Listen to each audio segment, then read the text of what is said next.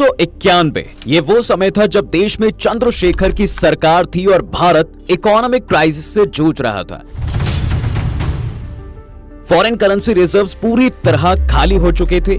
आज श्रीलंका और पाकिस्तान की हालत फिर भी ठीक है, भारत तो इससे भी बदतर फेज से गुजर रहा था। हालात ऐसे थे साहब कि आज खाना खाया है लेकिन कल का कुछ पता नहीं। विदेशी खाते में सिर्फ इतनी रकम बची थी कि जिसमें देश महज 20 दिन का तेल और खाना इंपोर्ट कर सकता था। ऊपर से भारी भरकम विदेशी कर्ज भारत के गले की हड्डी बन चुका था। इस बीच पीवी नरसिम्हा राव देश के 9th प्राइम मिनिस्टर बने। कैप्टन भले ही बदल चुका था लेकिन शिप अभी भी समुद्र के बीचों बीच फंसी थी, यानी देश के हालात ज्यों के त्यों ही थे। बात यहां तक पहुंच चुकी थी कि फॉरेन कंट्रीज ने डेडलाइन जारी कर दी, अगर टाइम पर लोन नहीं चुकाया तो देश को डिफॉल्टर डिक्लेयर कर दिया जाएगा। ऐसी सिचुएशन में किसी को कुछ समझ नहीं आ रहा था कि क्या किया जाए। तभी एक ऐसे शख्स की एंट्री हुई जिसने देश की दशा और दिशा दोनों बदल कर रख दी। जो इकोनॉमी पैसेंजर ट्रेन की तरह रुक रुक कर चल रही थी, अब वो सुपर फास्ट वंदे भारत की तरह दौड़ने लगी थी। लेकिन ये शख्स था कौन जिसने डूबते हुए इस जहाज को बचा लिया, और उन्होंने ऐसा क्या किया था कि आज भरी संसद में दुश्मन भी उनका नाम सम्मान से लेता है।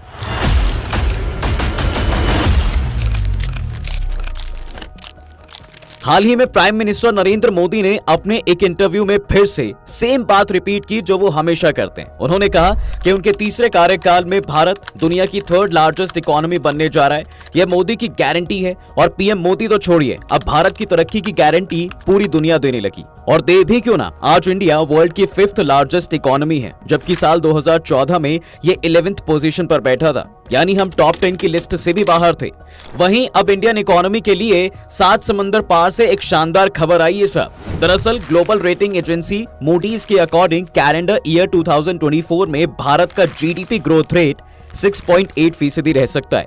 इससे पहले रेटिंग एजेंसी ने इस साल के लिए 6.1% की ग्रोथ रेट का अनुमान लगाया था। वहीं रेटिंग एजेंसी क्रिसिल के मुताबिक भारत साल 2031 तक अपर मिडिल इनकम वाला देश बन जाएगा। इसी के साथ भारत की अर्थव्यवस्था भी दोगुनी होकर 7 लाख करोड़ डॉलर की हो जाएगी, जो इस साल करीब 3.65 ट्रिलियन डॉलर रहने का अनुमान है। भारत आज दुनिया की फास्टेस्ट ग्रोइंग इकोनॉमी है, और इस बात पर वर्ल्ड बैंक से लेकर IMF तक तमाम ग्लोबल एजेंसीज अपनी मोहर लगा चुकी हैं। इकोनॉमी की इस तेज रफ्तार ने दुनिया में भारत का कद बढ़ा दिया है। कल तक अपनी ताकत का धौंस जमाने पश्चिमी देशों की आंखें भी आज भारत की रफ्तार देखकर फटी की फटी रह जाती हैं। आलम यह है कि देश हो या सरकार या फिर कोई संस्था, विदेशों से एक से बढ़कर एक तारीफें सुनने को मिल रही हैं। लेकिन एक टाइम पर यही देश भारत को डिफॉल्टर डिक्लेयर करने की धमकी दे रहे थे। इसके लिए डेडलाइन तक जारी कर दी गई थी। दरअसल बात 20 जून 1991 की है। करीब शाम के 4 बज रहे थे जब कैबिनेट सचिव नरेश चंद्र नरसिम्हा राव से मिलने पहुंचे, जो अभी नए प्रधानमंत्री बने थे। इस दौरान नरेश चंद्रा ने पीएम को एक 8 पेज का सीक्रेट दिया।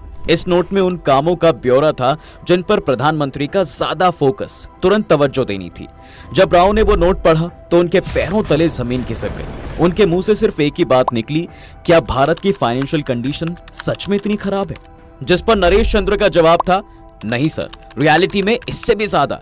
एक्चुअली भारत के हालात ये थे कि विदेशी खजाने अगस्त 1990 आते आते 3 अरब 11 डॉलर रह गया था। वहीं जनवरी 1991 में तो भारत के पास महज 89 करोड़ डॉलर की फॉरेन करेंसी बची थी। आसान शब्दों में कहा जाए तो इतने में भारत 2 वीक तक ही खाना और तेल इंपोर्ट कर सकता था। ऊपर से तेल के दाम आसमान छू रहे थे। हर महीने भारत को तेल इंपोर्ट करने के लिए पहले से दुगना पैसा देना पड़ रहा था। देश के पास इस सिचुएशन से उबरने के लिए कोई रास्ता नहीं था। वो कभी भी दिवालिया हो सकता था, और इस क्राइसिस की वजह थी 1990 के गल्फ वॉर के कारण तेल की कीमतों में हुई तिगुनी बढ़ोतरी।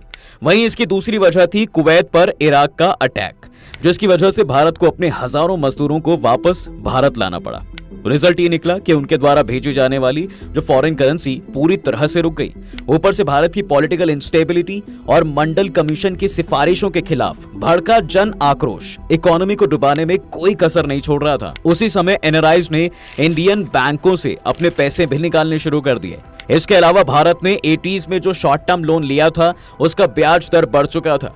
अगस्त 1991 तक मनी इन्फ्लेशन भी बढ़कर 16.7% हो गई थी। इस सिचुएशन से बाहर निकलने के लिए भारत को एक ऐसे फाइनेंशियल मिनिस्टर की जरूरत थी जो प्रोफेशनल इकोनॉमिस्ट हो, चूंकि प्रधानमंत्री की दौड़ में प्रणब मुखर्जी ने नरसिम्हा राव का साथ दिया था, तो वो उम्मीद भी कर रहे थे कि उन्हें एक बार फिर फाइनेंशियल मिनिस्टर बनाया जाएगा। लेकिन नरसिम्हा राव के इरादे दूसरे थे। उन्होंने इंदिरा गांधी के सेक्रेटरी जनरल रह चुके पीसी अलेक्जेंडर को इशारा किया कि वो अपने कैबिनेट में एक प्रोफेशनल इकोनॉमिस्ट चाहते हैं जो उन्हें as a financial minister join करे। अलेक्जेंडर ने पीएम को 2 नाम दिए। पहला, रिजर्व बैंक के पूर्व गवर्नर आईजी पटेल और डॉक्टर मनमोहन सिंह। नरसिम्हा राव ने मनमोहन सिंह के नाम पर मोहर लगा दी। अब इससे पहले मनमोहन सिंह रिजर्व बैंक के गवर्नर रह चुके थे। उन्होंने कई आर्थिक सुधार किए थे। उस समय इकोनॉमी की हालत खराब थी, इसलिए नरसिम्हा राव ने मनमोहन सिंह को बड़े बदलाव करने की छूट दी।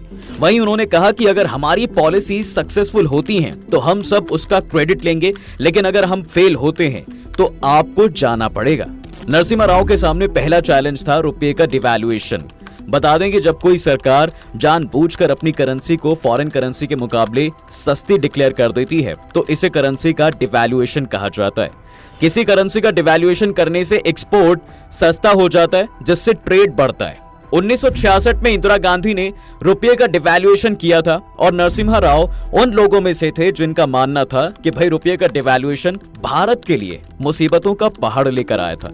बावजूद इसके 25 साल बाद उन्हें भी इसी तरह का फैसला लेना पड़ेगा जिसकी उन्होंने कल्पना भी नहीं की थी। दरअसल मनमोहन सिंह ने नरसिम्हा राव को एक सीक्रेट नोट भेजा था जिसमें रुपये के डिवैल्यूएशन की सलाह दी गई थी।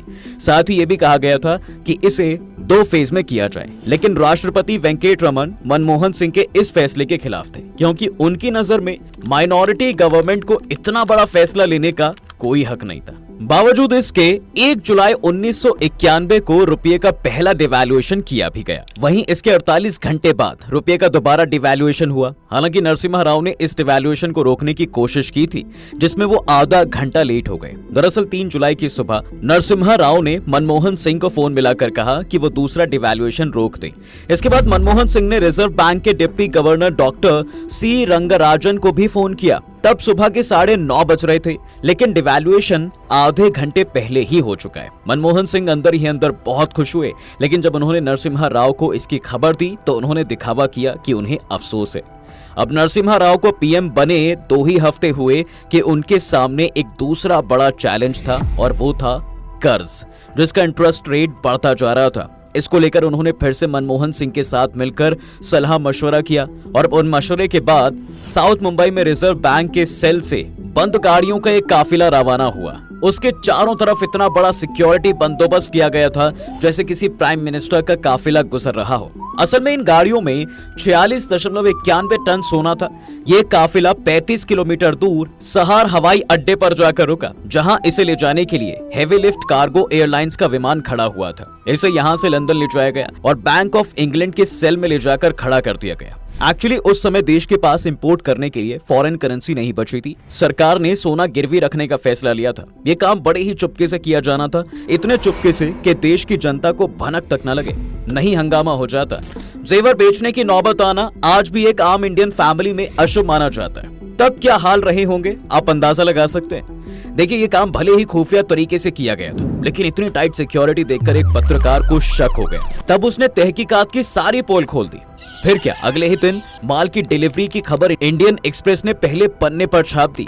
ये खबर पब्लिक में आते ही हंगामा हो गया, जिसके बाद मनमोहन सिंह को संसद में सफाई देनी पड़ी कि ये दुखदाई है, लेकिन ऐसा करना जरूरी हो गया था, क्योंकि सोने के बदले इंग्लैंड ने नरसिम्हा राव सरकार को कर्ज दिया था। कर्ज में मिले इन्हीं डॉलर्स की वजह से फॉरेन कंट्रीज ने अपने डेडलाइन वापस ले ली, यानी भारत को कुछ दिन की मोहलत मिल गई अपना लोन चुकाने के लिए। अब इन सबके बीच 24 जुलाई 1991 को मनमोहन सिंह ने अपना पहला बजट पेश किया।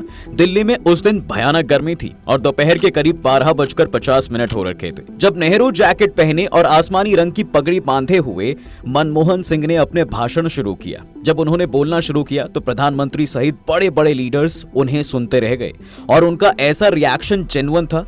आखिर वो भारत के इतिहास का गेम चेंजर बजट पेश कर रहे थे। मनमोहन सिंह ने 3 कैटेगरी में बड़े बदलाव किए। ये थे लिबरलाइजेशन, ग्लोबलाइजेशन और प्राइवेटाइजेशन। इसके अलावा मनमोहन सिंह ने इंपोर्ट एक्सपोर्ट पॉलिसी में भी बड़े बदलाव किए। इंपोर्ट लाइसेंस फीस को घटाया गया और एक्सपोर्ट को प्रमोट किया गया, जिसने इंडियन इकोनॉमी को दुनिया के लिए खोल दिया।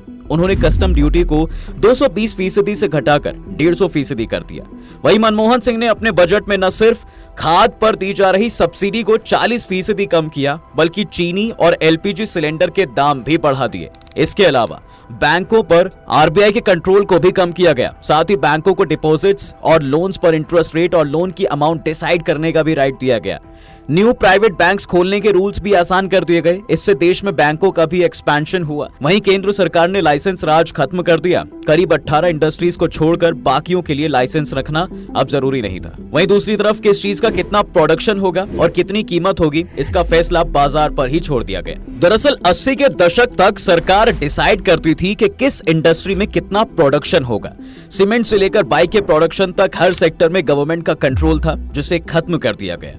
वहीं दूसरा बदलाव था बड़ी कंपनियों के एंटी मोनोपोली सैंक्शंस को आसान बनाना। देखिए, तीसरा क्रांतिकारी चेंज था 34 इंडस्ट्रीज में फॉरेन इन्वेस्टमेंट की लिमिट को 40% से बढ़ाकर 51% करना। यानी पहले विदेशी कंपनी किसी इंडियन इंडस्ट्री में 40% इन्वेस्ट कर सकती थी, जिसे 51% कर दिया गया।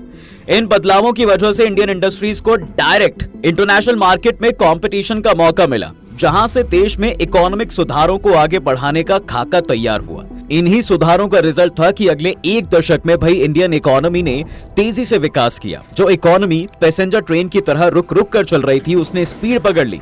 इससे पहले देश की इकोनॉमी कई कारणों से पिछड़ी हुई थी। शेयर बाजार में घपले, चीन और पाकिस्तान के साथ हुए युद्ध, इंपोर्ट के लिए कॉम्प्लेक्स लाइसेंसिंग सिस्टम और फॉरेन कैपिटल इन्वेस्टमेंट पर सरकारी रोक जैसे कई कारण थे जो इकोनॉमी की रफ्तार को थामे हुए थे। 1991 में जब मनमोहन सिंह वित्त मंत्री बने, तब भारत में फॉरेन करेंसी का भंडार केवल कुछ हफ्तों तक ही इंपोर्ट करवा सकता था। ये एक सीरियस प्रॉब्लम थी जिसने मनमोहन सिंह के एक बजट ने सॉल्व कर दिया था। इसने इंडियन इकोनॉमी को तरक्की की राह पर बढ़ा दिया था। सुधारों से भरे इस बजट ने IndusInd bank, axis bank, ICICI bank and HDFC bank सहित प्राइवेट सेक्टर के बैंकों के लिए रास्ता खोला था। वहीं इस बजट में फॉरेन इन्वेस्टमेंट के लिए भारत के दरवाजे खोले गए थे। मनमोहन सिंह के अंडर में यूपीए फर्स्ट गवर्नमेंट के टाइम पीरियड में सेंसेक्स ने 180% का रिटर्न दिया था। वहीं उसी साल जब देश के आर्थिक हालात सुधरने शुरू हुए तो भारत ने इंग्लैंड से अपना गिरवी रखा हुआ सोना भी वापस खरीद लिया। वहीं मनमोहन सिंह जब साल 2004 में देश के प्रधानमंत्री बने थे, उस समय सेंसेक्स 4,962 अंक के स्तर पर था। मई 2009 तक ये 13,887 तक पहुंच गया। सोना गिरवी रखना देश के आर्थिक सुधारों की नींव और मोटिवेशन बना और उसी की बदौलत 1991 में सोना गिरवी रखने वाली कांग्रेस ने 2009 में 200 टन सीधा खरीद लिया, जिससे देश के गोल्ड रिजर्व को और मजबूती मिली। वहीं मनमोहन सिंह के अगले कार्यकाल में साल 2014 तक सेंसेक्स रेट 24,717 रुपये के लेवल पर पहुंच गया था और इकोनॉमी की रफ्तार की ये गाड़ी आज भी पटरी पर तेजी से दौड़ रही है साहब, जिसे मनमोहन सिंह ने धक्का देकर चलाया था। जब मनमोहन सिंह सदन से रिटायर हो रहे थे, तब पीएम मोदी ने भी उनकी जमकर तारीफ की थी। उन्होंने कहा कि एक नेता और विपक्ष के रूप में मनमोहन सिंह का योगदान अनएग्जाम्पल रहा है। वैचारिक मतभेद टेम्परेरी होते हैं, लेकिन जिस तरह से मनमोहन सिंह ने इतने लंबे समय तक इस सदन और देश का मार्गदर्शन किया है, जब भी लोकतंत्र पर चर्चा होगी, उनके योगदान के लिए उन्हें याद जरूर किया जाएगा। उन्होंने व्हील चेयर पर भी काम किया और देश के लिए मिसाल कायम की। पीएम मोदी ने तारीफ के जो कसीदे मनमोहन सिंह के लिए